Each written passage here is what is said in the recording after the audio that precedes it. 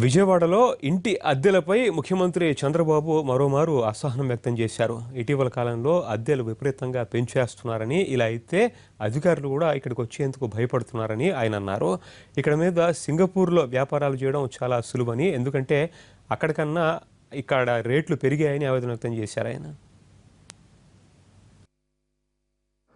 నేను అప్పుడప్పుడు చెప్తూనే ఉంటాను, ఇటీవల కాలంలో విజయవాడకు వస్తే మా ఆఫీసర్లు అంటారు రెంట్లన్నీ పెంచేశారు, హైదరాబాద్ బెటర్గా ఉంది, విజయవాడకి ఎట్లా వస్తాం సార్ అని. రెండోది కూడా హిస్టారికల్గా మీరు చూస్తే విజయవాడలో costly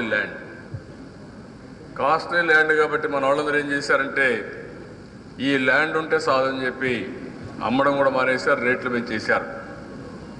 Singapore is cost effective than Vijayawada.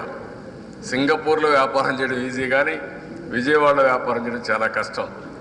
అలాంటి ల్యాండ్ వాల్యూ పెరిగిపోయింది, రెంట్స్ పెరిగిపోయినాయి. కాబట్టి ఎవరైనా ఆలోచించేది వేరే వాళ్ళకి వెళ్ళిపోతూ ఉంటారు.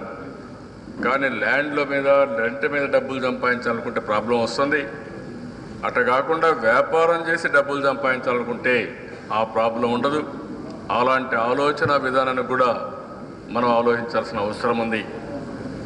అందుకే మీరు చూడండి, విజయవాడలో పెద్ద ఇండస్ట్రీస్ రాలేదు, కానీ విజయవాడ వాళ్ళు పోయి ప్రపంచం అంతా పెట్టారు. దాన్ని కూడా మనం అధ్యయనం చేసుకొని ల్యాండ్ కూడా పెరగకుండా చూసుకోవాలి. నాకు అది కూడా ఒక బిగ్గెస్ట్ ప్రాబ్లంగా తయారవుతా ఉంది.